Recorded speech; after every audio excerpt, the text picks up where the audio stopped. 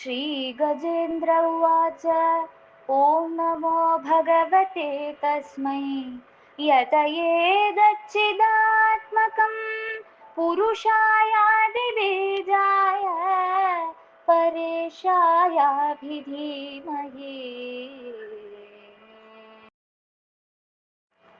यस्मिन्निदं यदच्चेदं येनेदं यइदं स्वयं योऽस्मात् परस्माच्च परं तं प्रपद्ये स्वयं भुवम् यस्वात्मनीदं निजमाययार्पितं क्वचिद्विभातं क्व च तत्तिरोहितम् अविद्धदृक्साक्षुभयं तदीक्षते स आत्ममूलोऽवतु मां परात्परः कालेन पञ्चत्वमितेषु कृत्स्नषु लोकेषु पालेषु च सर्वहेतुषु तमस्तदासीत् गहनं गभीरं यस्तस्य पारेऽभिविराजते विभुः न यस्य देवा ऋषयः पदं विदु जन्तुः पुनः कोऽर्हति गन्तुमीरितुं यथा नटस्याकृतिभिर्विचेष्टतो दुरत्ययानुक्रमणः समावतु दिदृक्षवो यस्य पदं सुमङ्गलं विमुक्तसङ्गामुनयः सुसाधवः चरन्त्यलोकव्रतमव्रणं वने भूतात्मभूता सुहृदः समे गतिः न विद्यते यस्य च जन्म कर्म वा न नामरूपे गुणदोष एव वा तथापि लोकाप्ययसम्भवाय स्म स्वमायया तान्यनुकालमृच्छति तस्मै नमः परेशाय ब्रह्मणे नन्दशक्तये अरूपायोरुरूपाय नमः आश्चर्यकर्मणे नमः आत्मप्रदीपाय साक्षिणे परमात्मने नमो गिरां विदुराय मनसश्चेतसामपि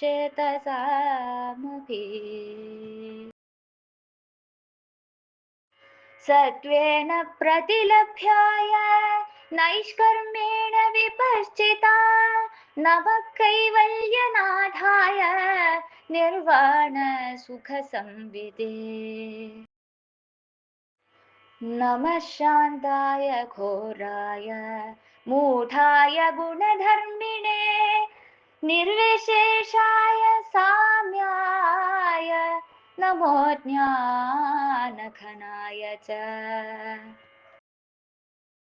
क्षेत्रज्ञाय नमस्तुभ्यं सर्वाध्यक्षाय साक्षिणे पुरुषायात्ममूलाय मूलप्रकृतये नमः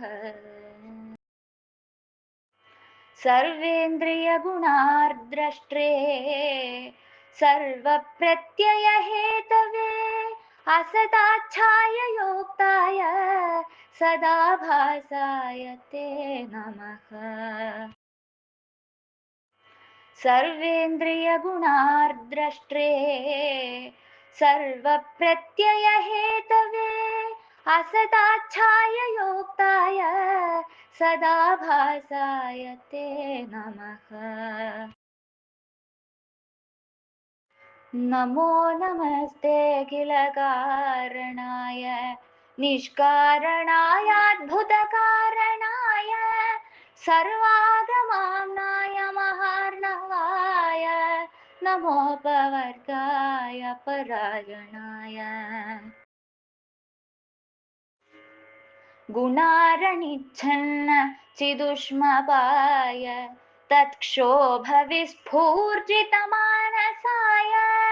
नैष्कर्म्यभावेन विवर्जितागमस्वयं प्रकाशाय नमस्करोमि।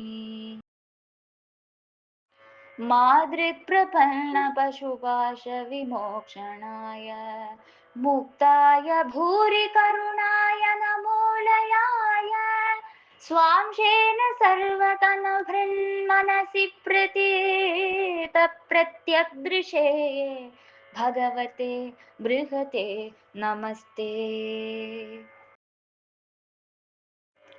आत्मात्मजातगृहवित्तजनेषु सक्तेर्दुष्प्रापणाय गुणसङ्गविवर्जिताय मुक्तात्मभेस्वहृदये परिभाविताय ज्ञानात्मने भगवते नम ईश्वराय। यं धर्मकामार्थविमुक्तिकामा भजन्त इष्टां गतिमाप्नुवन्ति किं चाशिशोरात्यपि देहमव्ययं करोतु मेदभ्रदयो विमोक्षणम्। एकान्तिनो यस्य न कञ्चनार्थं वाञ्छन्ति ये वै भगवत्प्रपन्नाः अत्यद्भुतं तच्चरितं सुमङ्गलं गायन्तानन्दसमुद्रमग्नाः। तमक्षरं ब्रह्म परं परेशम् अव्यक्तमाध्यात्मिकयोगगम्यम् अतीन्द्रियं सूक्ष्ममिवातिदूरम् अनन्तमाद्यं परिपूर्णमीडे। यस्य ब्रह्मादयो देवा वेदालोकाश्चराचराः नामरूपविभेदेन खल्व्याजकलया कृताः।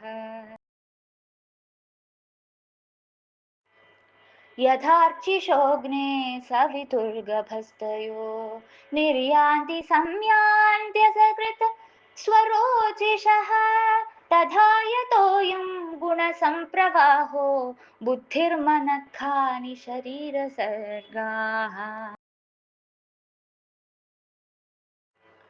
स वै न देवासुरमर्त्यतिर्यं न स्त्री न षण्ढो न पुमान् न जन्तुः नायं गुणः कर्म न सन्नः चासन् निषेधशेषो जयतादशेषः।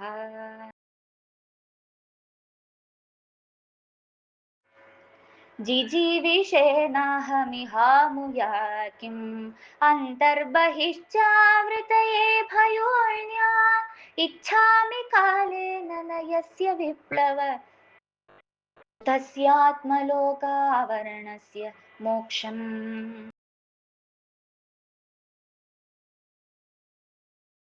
सोऽहं विश्वसृजं विश्वम् अविश्वं विश्ववेदसं विश्वात्मानमजं ब्रह्म प्रणतोऽस्मि परं पदम्।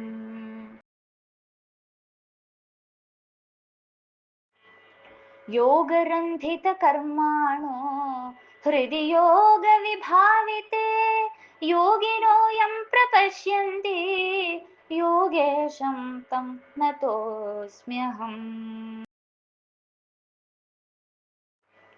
नमो नमस्तुभ्यमसह्य वेगशक्तित्रयायाखिलधी गुणाय प्रपन्नपालाय दुरन्दशक्तये कदिन्द्रियाणामनवाप्यवर्त्मने।